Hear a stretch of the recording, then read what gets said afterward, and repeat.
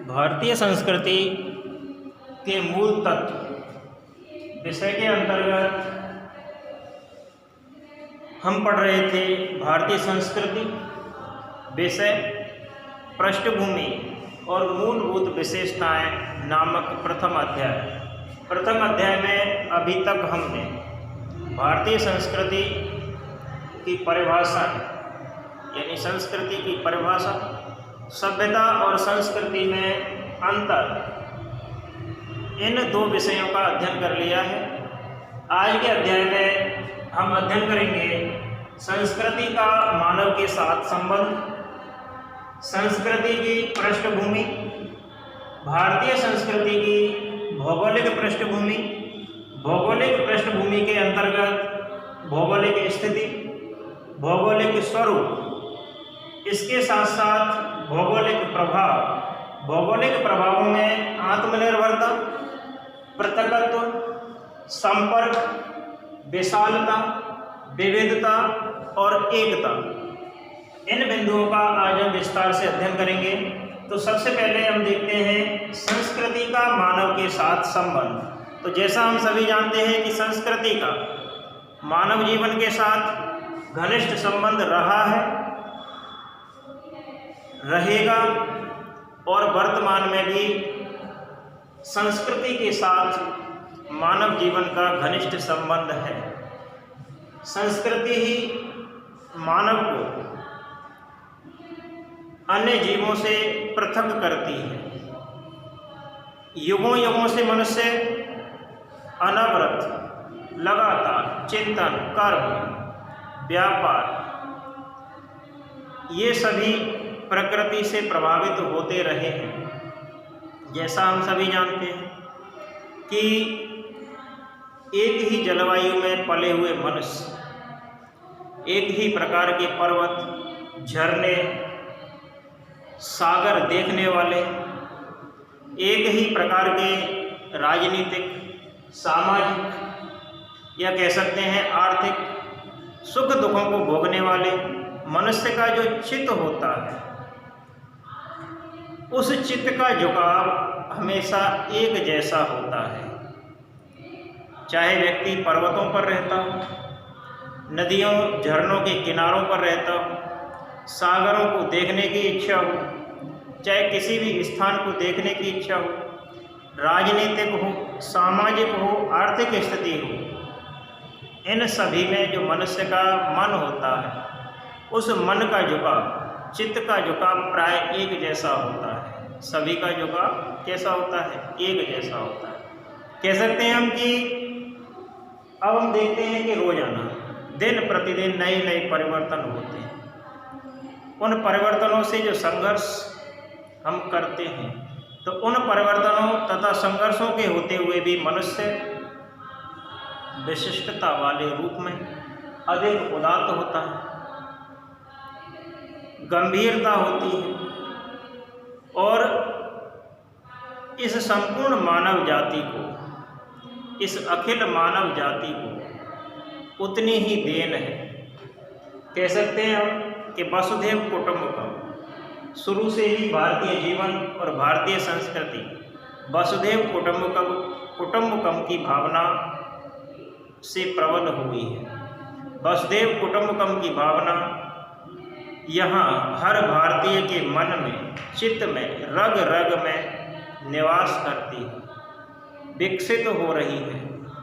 मानव जीवन के इतिहास को, हजारों वर्षों के इतिहास को देखा जाए तो ज्ञान, विज्ञान, समाज, सामाजिक संगठन के रूप जैसे धर्म, दर्शन, कला, साहित्य, जो कुछ भी है, जो कुछ भी उपलब्धि हुई है, वही मनुष्य के नए नए मार्गों को प्रशस्त करती है।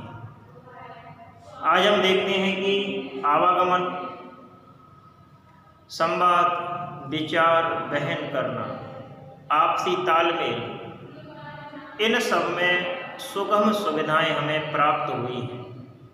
यातायात के साधनों से, संचार के साधनों के माध्यम से आज हम आवागमन, संवाद वहन, आदि में सुलभता महसूस करते हैं, सुविधाएं प्राप्त करते हैं।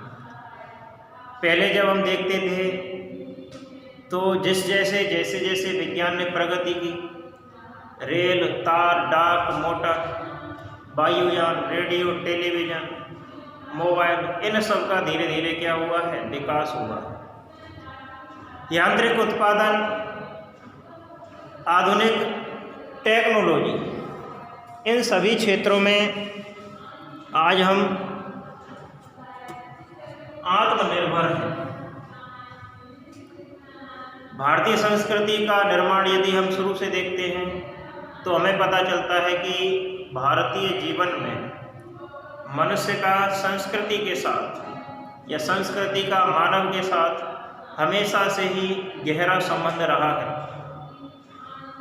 मनुष्य प्राग ऐतिहासिक काल में अपने भरण पोषण के लिए पशु पक्षियों पर, कंद मूल फलों पर, शिकार आदि पर निर्भर था। आज ऐसा नहीं है। धीरे धीरे मनुष्य ने पशुओं को मारने के बजाय उनका पालन पोषण करना प्रारंभ किया। पेड़ पौधों के साथ साथ कृषि का आविष्कार किया। कृषि से अपनी आजीविका के साधनों में प्रगति की। पशुओं को पालतू बनाकर उन्हें साधा, हल, गाड़ी आदि सभी में उन पशुओं का उपयोग किया और धीरे धीरे मनुष्य ने हवा, पानी, जैसे जैसे हम देखते हैं भाप, बिजली आदि सभी का आविष्कार करके अपने आप को समुन्नत बना लिया। जीवन को सुख और सुविधापूर्वक बनाने के लिए, जीवन को सुविधापूर्वक चलाने के लिए मनुष्य ने अपने धर्म, दर्शन, सामाजिक, आर्थिक, राजनीतिक संगठन बनाए और मानसिक क्षेत्र में उन्नति की। मानसिक रूप से समुन्नत होकर मनुष्य आज अपनी संपूर्ण संस्कृति को, संस्कृति का ही एक अंग बनाता चला गया, संस्कृति को एक अंग बना लिया। तो इस प्रकार से मनुष्य का जो संस्कृति है, मानव जीवन की जो संस्कृति है, तो मानव संस्कृति का जो स्वरूप है धीरे धीरे सुदृढ़ होता गया, निखरता चला गया। तो इस प्रकार से हम कह सकते हैं कि मानव का या संस्कृति का मानव जीवन के साथ घनिष्ठ संबंध है, घनिष्ठ संबंध था और घनिष्ठ संबंध रहेगा। आगे हम बात करते हैं संस्कृति की पृष्ठभूमि। तो संस्कृति की पृष्ठभूमि, जैसा हम जानते हैं कि संस्कृति का संबंध सीधा मानव से है, सीधा मानव से है। जिस मनुष्य के अंदर काव्य कला का ज्ञान, विद्या, तप, जब ये सारी चीज़ें नहीं होती, वो सामान्य रूप से पशु कहा जा सकता है। जैसे नीति शतकम में भी कहा गया है किसी स्थान पर कि ये शाम न विद्या न तपो न दानम न ज्ञानम न शीलम न गुणो न धर्मम ते मृत्यु लोके भुवि भारभूता मनुष्य रूपेण मृगाश्चरन्ति। यानी जो मनुष्य कला, संस्कृति, साहित्य, संगीत, कला विहीन है, साक्षात पशु पुक्ष विषाणहीना। जो मनुष्य साहित्य, संगीत और कला से विहीन होता है वो निश्चित रूप से बिना पूंछ और सींग के पशु के समान होता है। तो आगे हम कह सकते हैं कि संस्कृति का संबंध मानव की क्रियाओं या उसके वैचारिक जगत से होता है। संस्कृति का संबंध मानव की क्रियाओं और उसके वैचारिक जगत से होता है। लिख सकते हैं हम, साहित्य में इसे धर्म की परिभाषा कह सकते हैं। साहित्य में इसे धर्म कहा जा सकता है। धर्म या कर्तव्य शब्द के नाम से जाना जा सकता है। महर्षि भर्तृहरि के अनुसार कहा जा सकता है कि आहार, निद्रा, भय, मैथुनम च सामान्यमेतत् पशुभिः नराणां धर्मो ही तेषां अधिको विशेषः धर्मेण हीना पशुभिः समानः। तो महामुनि भर्तृहरि ने अपने काव्य में कहा कि आहार निद्रा भय मैथुनम च, आहार अर्थात भूख, क्षुद्र, निद्रा नींद, भय डरना, और मैथुन यौन संबंधों की पूर्ति, सामान्य एतत् पशु भी नराणाम, ये सारी चीज़ें मनुष्य और पशुओं में समान हैं, मनुष्य और पशुओं में समान रूप से प्राकृतिक नियमानुसार पाई जाती हैं। लेकिन धर्मो ही तेषाम अधिको विशेष, धर्म मनुष्य को पशुओं से अलग करता है। अन्य प्राणियों की अपेक्षा मनुष्य का जो धर्म है वो उसे अलग करता है। धर्मेण हीना पशु भी समानः, और यदि मनुष्य के पास धर्म नहीं है, यदि मनुष्य इस संसार में जन्म लेकर प्राणी जगत में मनुष्य की स्थिति को अलग करने का जो श्रेय है वो केवल धर्म को है, और यदि धर्मयुक्त मनुष्य नहीं है तो वो पशु के ही समान है, फिर उसकी गिनती भी पशु में ही की जाएगी।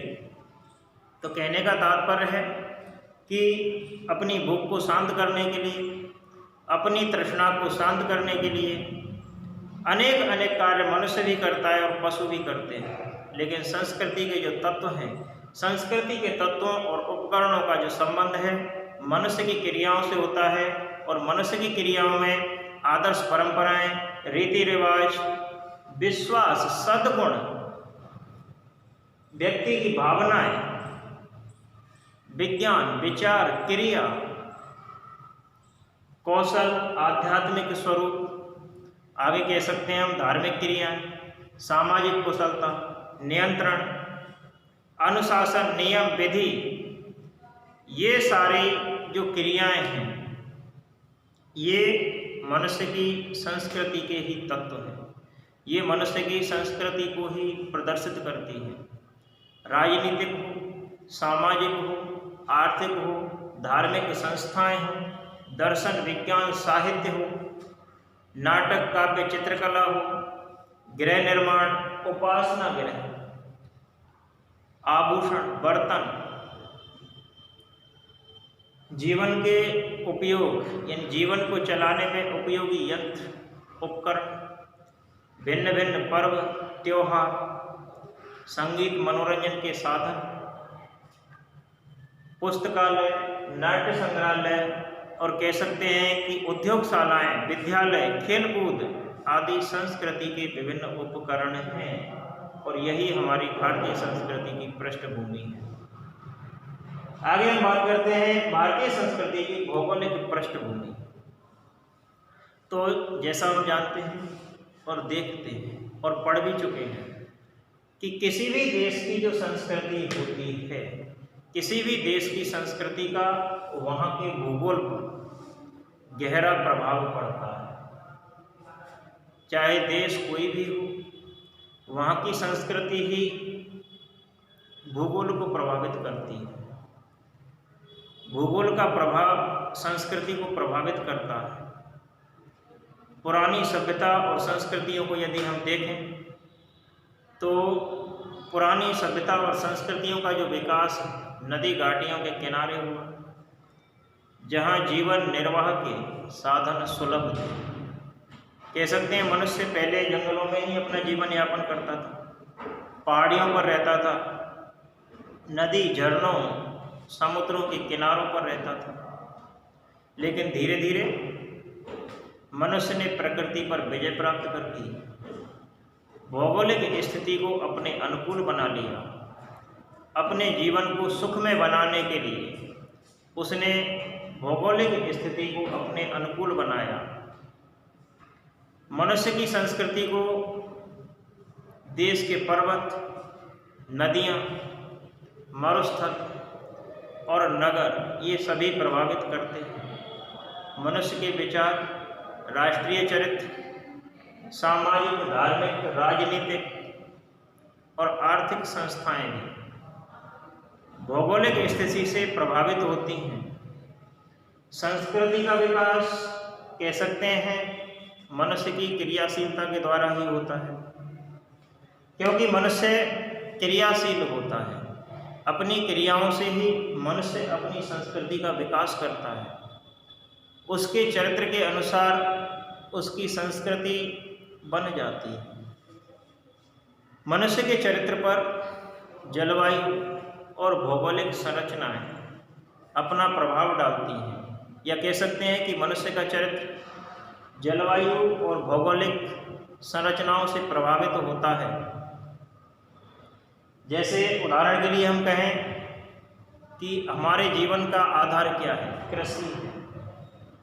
हमारे जीवन का आधार कृषि है। भारतीय मनुष्यों का जो जीवन है वो कृषि पर आधारित है। हम शुरू से ही कृषि पर आधारित रहे हैं। जब कृषि पर आधारित रहे हैं तो कृषि के लिए वर्षा की भी हमें आवश्यकता होती है। वर्षा समय आने से पहले ही हम आकाश की ओर टकटकी लगाकर देखते हैं, बरसात हो जाए। इसलिए नहीं होती तो हम प्रार्थनाएं करते हैं, अनुनय विनय करते हैं, तपस्याएं करते हैं, हठ करते हैं। यदि फिर भी वर्षा नहीं होती तब हमारा सब कुछ नष्ट हो जाता है। इसी प्रकार अतिवृष्टि होने पर भी हमारी यही स्थिति होती है। हम भगवान से प्रार्थनाएं करते हैं, यज्ञ हवन आदि क्रियाएं करते हैं, मंदिरों में जाते हैं, उपवास करते हैं, व्रत करते हैं। तो यह हमारी भौगोलिक पृष्ठभूमि का ही हिस्सा है, क्योंकि संपूर्ण भारतीय जनता, या हम कह सकते हैं कि हमारी भारतीय संस्कृति, हमारी भौगोलिक स्थिति, हम कृषि पर आधारित है। अगर भारत की भौगोलिक स्थिति की बात की जाए तो भारत उत्तरी गोलार्ध के दक्षिण एशिया में 80 डिग्री और 37 डिग्री अक्षांश, कितने अक्षांश? 37 डिग्री अक्षांश, तथा पूर्वी देशांतर के 68 डिग्री और 97 डिग्री के मध्य में स्थित है। कर्क रेखा भारत को 2 भागों में विभाजित करती है। कर्क रेखा भारत के मध्य से होकर गुजरती है। कर्क रेखा भारत को 2 भागों में बांटती है, और इसके कारण भारत का जो विस्तार है, भारत का विस्तार हम कह सकते हैं पूर्व से पश्चिम की ओर 1977 किलोमीटर और उत्तर से दक्षिण की ओर 3220 किलोमीटर। यह भारत की भौगोलिक स्थिति है। अगर भारत के भौगोलिक स्वरूप की बात की जाए तो भारत का जो भौगोलिक स्वरूप है, भौगोलिक दृष्टि से हम भारत को 5 भागों में विभाजित कर सकते हैं। उत्तर का पर्वतीय प्रदेश, गंगा सिंधु ब्रह्मपुत्र का विस्तृत मैदान, राजस्थान की मरुभूमि, दक्षिण भारत तथा दक्षिण का पठार और पूर्वी तथा पश्चिमी घाट। इन 5 भागों में भारत को भौगोलिक दृष्टि से बांटा जा सकता है। अगर हम बात करें भौगोलिक प्रभाव की, तो अब हम बात करते हैं भौगोलिक प्रभाव क्या है। तो भौगोलिक प्रभाव भारतीय भूगोल की जो मुख्य विशेषताएं हैं उनका संस्कृति पर बहुत गहरा प्रभाव है। भारतीय भूगोल ने मनुष्य की संस्कृति पर अपना गहरा प्रभाव डाला है। इसके अंतर्गत हम इन 6 बिंदुओं का अध्ययन करेंगे: आत्मनिर्भरता, पृथकत्व, संपर्क, विशालता, विविधता और एकता। तो सबसे पहले हम बात करते हैं आत्मनिर्भरता। तो हम कह सकते हैं कि भारत विश्व का संक्षिप्त प्रतिरूप कहा जा सकता है। भारत विश्व का संक्षिप्त प्रतिरूप है, क्योंकि भारत देश में वे सभी भौगोलिक उपादान प्राप्त हैं जो विश्व के किसी एक देश में नहीं मिल सकते। हम आत्मनिर्भर हैं। भारतवर्ष की उपज में मानव उपयोगी वस्तुएं उपलब्ध हैं। मानव के लिए उपयोग में लाई जाने वाली समस्त वस्तुएं हमें भारत की भूमि पर प्राप्त हुई हैं। प्रकृति भारत भूमि को मानव जीवन की संपूर्ण आवश्यक सामग्रियों से परिपूर्ण बनाती है, और यही इस देश की विशेषता है कि हम आत्मनिर्भर हैं। हमें अपनी निर्भरता के लिए किसी दूसरे पर आश्रित होना नहीं पड़ता है, हम किसी दूसरे पर आश्रित नहीं हैं। भारत एक ऐसा देश है जो अन्य देशों की तुलना में दिन प्रतिदिन व्यवहारिक जीवन की समस्याओं को सुलझाता जा रहा है। अन्य देशों में दिन प्रतिदिन नई नई समस्याएं पैदा होती हैं, और उन समस्याओं को सुलझाने में भी भारत समर्थ है, भारत सक्षम है। तो हम कह सकते हैं कि भारत और भारत में रहने वाले लोग, भारतीय जन आत्मनिर्भर है। दूसरा जो भौगोलिक प्रभाव है पृथकत्व है, क्योंकि हमारी जो भौगोलिक स्थितियां हैं वो अनुकूल हैं हमारे जीवन की। पृथकत्व जैसा कि शब्द से व्यक्त होता है अलग, पृथकत्व का मतलब क्या होता है? अलग। उत्तर में पर्वतों से सुरक्षित है हमारा भारत देश।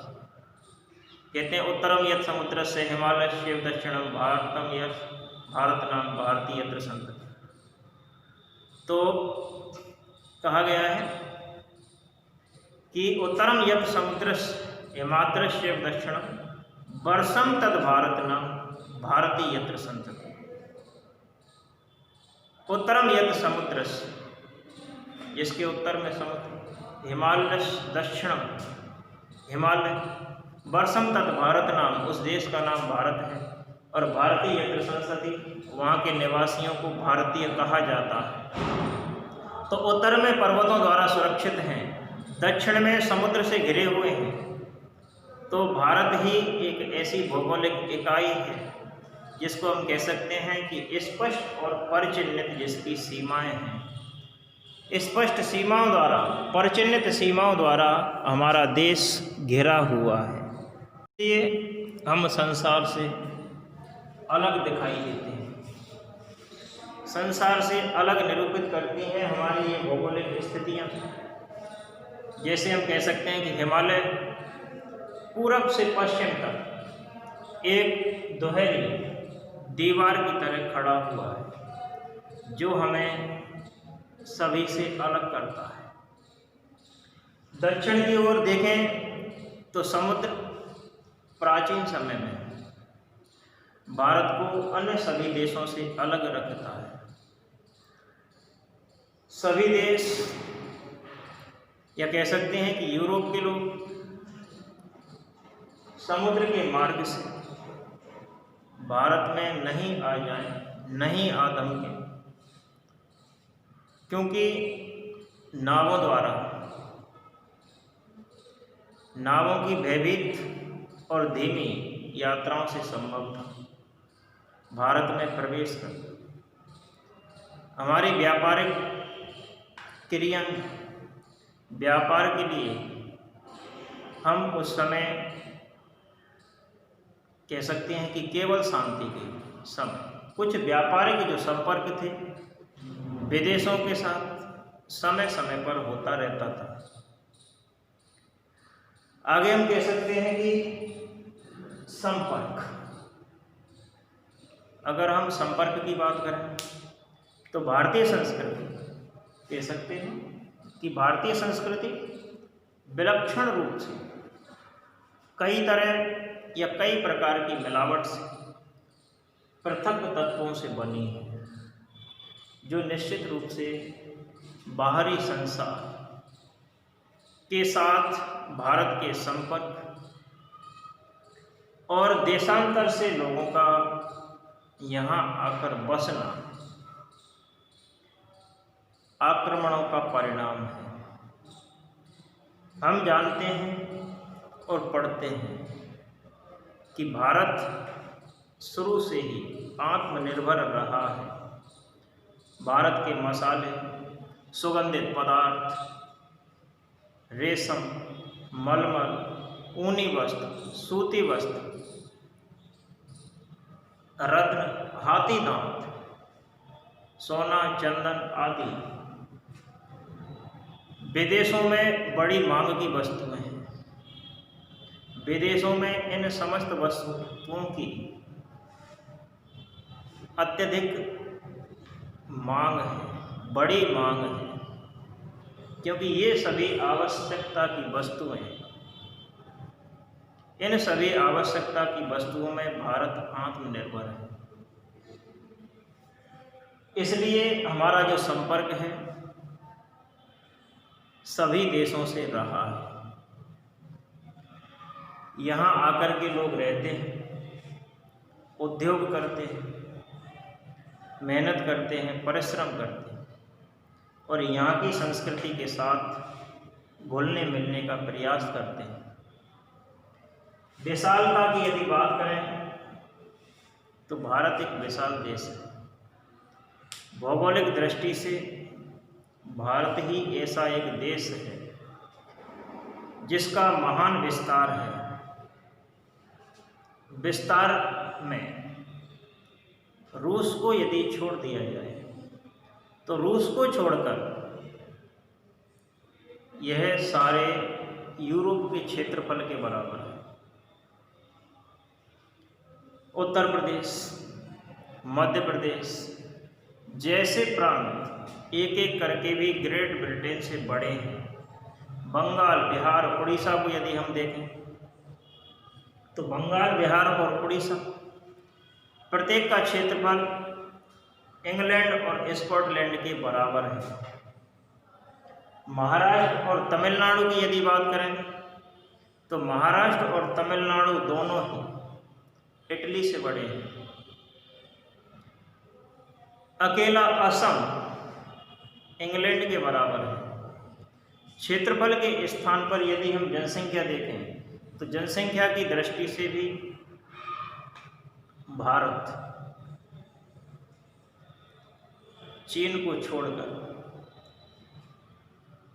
सबसे अधिक जनसंख्या वाला देश है। कोई भी देश जनसंख्या की दृष्टि से केवल चीन को छोड़कर बड़ा नहीं है। तो हम अपने आप में एक विशालता लिए हुए हैं। हमारा देश विशाल है। हमारी जलवायु, हमारा क्षेत्रफल, हमारी भौगोलिक स्थितियाँ,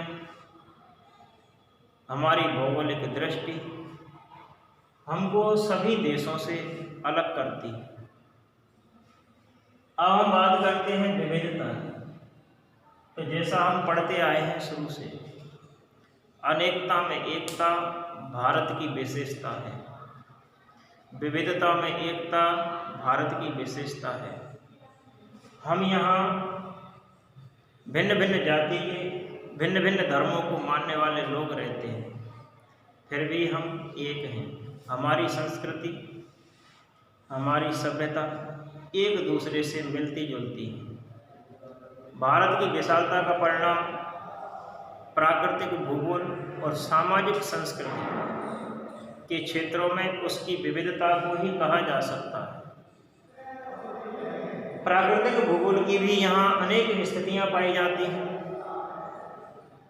जैसे हम कह सकते हैं कि शीत कटिबंध ध्रुव, जैसे हिमाचल के ऊंचे प्रदेशों में समशीतोष्ण उष्ण कटिबंधीय जैसी जलवायु नीचे के मैदानों में समुद्र तट तक फैली हुई है। जल वर्षण की दृष्टि से भी भारत में बहुत विविधता है, क्योंकि भारत में, संपूर्ण भारत में जल की जो बरसात है, जल वर्षण एक जैसा नहीं है। जल वर्षण के कारण यहाँ की जो उपज है, यहाँ की भूमि है, भारतीय भूमि की उपज के जो पदार्थ हैं उनमें भी अंतर पाया जाता है। भारत के वृक्ष और वनस्पतियाँ संपूर्ण संसार में नहीं, किंतु पूर्वी गोलार्ध में इतने बड़े किसी अन्य देश में भी नहीं, ऐसा हुकर महोदय ने कहा। तो इस प्रकार हम देख सकते हैं कि भारत की जो स्थितियां हैं, भौगोलिक स्थितियां हैं, उनमें भी विभिन्नता पाई जाती है, भिन्नता पाई जाती है। अगली हम बात करें एकता, तो विविधता होते हुए भी हम एक हैं। भारत में विभिन्नता में भी एक मौलिक एकता दिखाई देती है। भारत वर्ष वह देश है जो हिमालय के दक्षिण और समुद्र के उत्तर में है, जहाँ महेंद्र, मलय, सह्य, शक्तिमान, ऋक्ष, विंध्य, पर्यात, ये 7 पर्वत हैं। यहाँ 7 मोक्षदायिनी नदियाँ हैं, मोक्ष प्रदान करने वाली नदियाँ हैं। हिंदुओं की देशव्यापी स्थिति में भी भारत के इस स्वरूप की कल्पना और पूजा की जाती है। गंगा, यमुना, गोदावरी, सरस्वती, नर्मदा, सिंधु, कावेरी, इन 7 नदियों को हम मोक्षदायिनी नदी कह सकते हैं, और यह भारत के समस्त भूमंडल पर फैली हुई है। जैसे किसी स्थान पर कहा गया है, क्या कहा गया कि गंगे च यमुने च गोदावरी सरस्वती नर्मदे सिंधु कावेरी जले अस्मिन् सन्निधिं कुरु। अन्य स्थिति में भी भारत की 7 मोक्षदायिनी पुरियों का वर्णन है, तीर्थ यात्राओं, प्रार्थनाओं को जो पुष्ट करती हैं, उनके लिए भी कहा गया है। अयोध्या, मथुरा, माया, काशी, कांची, अवंतिका, पुरी, द्वारावती चे सप्त एता मोक्षदायिका, यानी अयोध्या, मथुरा, माया, काशी, कांची, अवंतिका, पुरी और द्वारावती, ये 7 पुरियां हैं जिन्हें मोक्षदायिनी पुरी कहा जाता है। आज भी यह हमारे धर्म को प्रकट करती है, धार्मिक एकता का प्रतीक है, धार्मिक मान्यता का स्थान है। तो हम कह सकते हैं कि यहाँ धर्म अलग अलग होते हुए, पहनावा अलग अलग होते हुए भी हम अंत में एक हैं, और यही हमारी एकता को पुष्ट करती है।